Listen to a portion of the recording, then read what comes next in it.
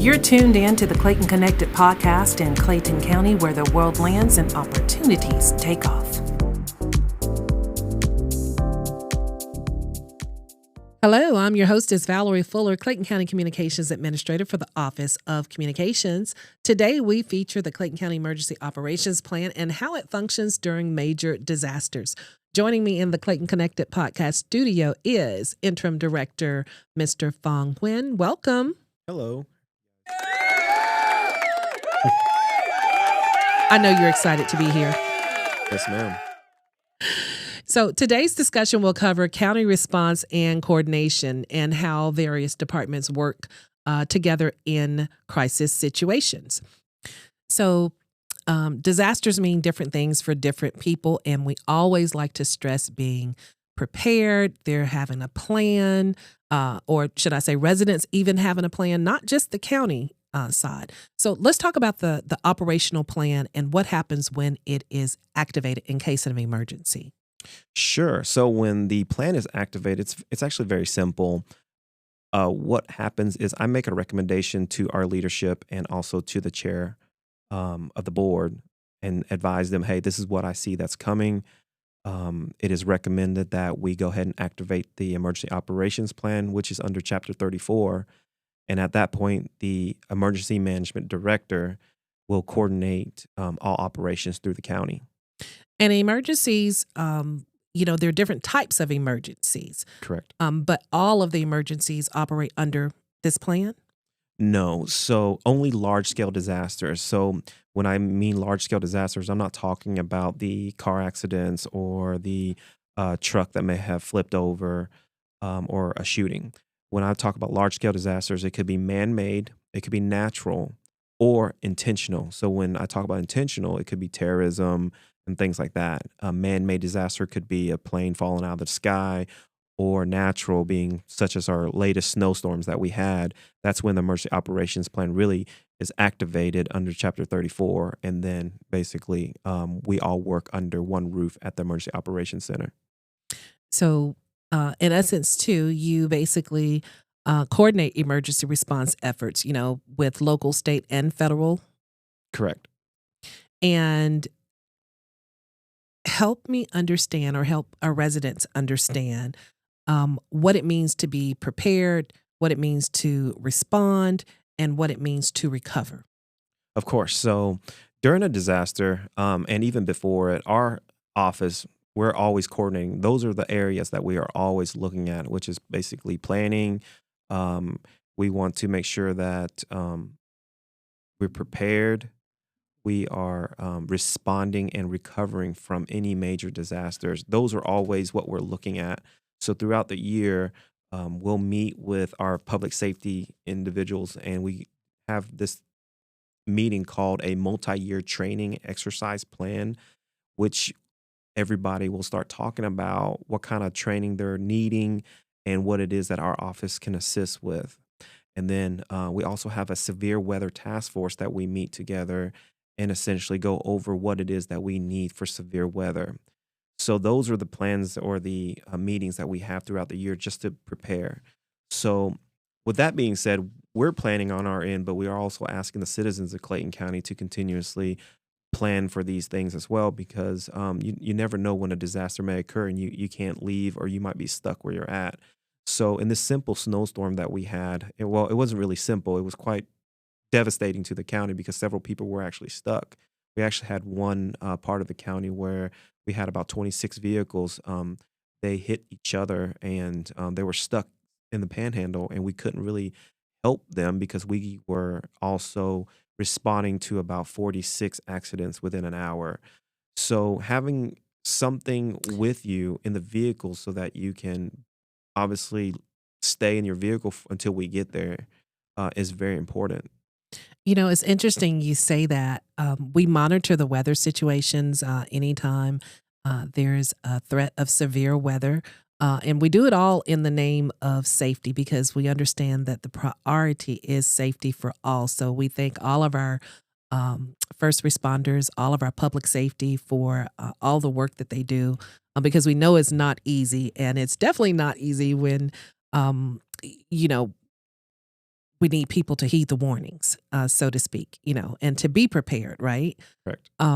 So in the instance of a snowstorm, um, a severe snowstorm or severe weather like we just encountered, what advice do you give first and foremost? I would highly recommend people just simply listening to the messages that are being sent to them from our office or through the news. That is very important because obviously they see things way before I think civilians do. And the worst thing that could happen to you is, well, when the snowstorm comes, I'll leave work because what happens is you're going to be in the crosshairs of this storm, and other people that think like you are going to be in the crosshairs. And then we had several accidents where people were very injured that could have simply just stayed home or, n- you know, and not been in that snowstorms.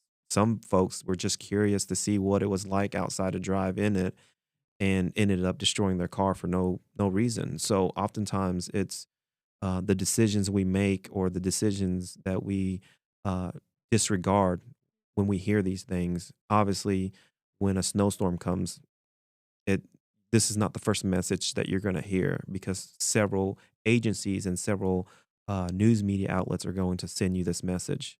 So everybody during those times, pre storm, during the storm, and after the storm, you're working with state and federal agencies and local agencies to just again ensure that safety is priority. Um, what exactly are you doing when you're coordinating with the other local, state, and federal agencies? Sure. So, in the EOC or the Emergency Operations Center that we work out of, let's just say we run out of a certain material. So we use a program called Web ELC that we would request resources from the state. We could request, hey, can you go and treat ice in this location? If it's a state road, they'll do it. We also operate out of the Web ELC, so there may be people that can't come to work, and so all the information needs to be in one spot. So Web ELC to us is almost like Facebook for emergencies that we can report things. Other counties can see it, other cities can see it, and they send requests. And only the emergency management director can send requests to the state. So everybody will send us the information, and then I'll make the request to get the resources. Well, what type of emergencies does Clayton County prepare for the most? Flooding. We deal with a lot of flooding.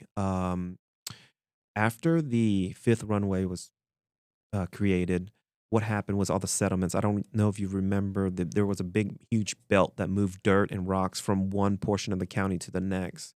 Well, a lot of that dirt and gravel that was placed on the runway started moving south, and we live south of the airport. So essentially, the Flint River, Upper Riverdale area um, has been flooding pretty much every time it rains.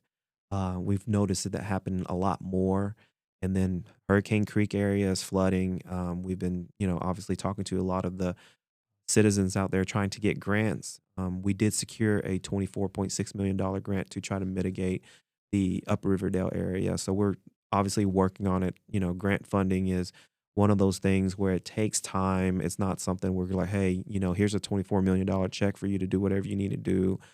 There's a lot of steps and a lot of studies that we have to do before we can start utilizing the money.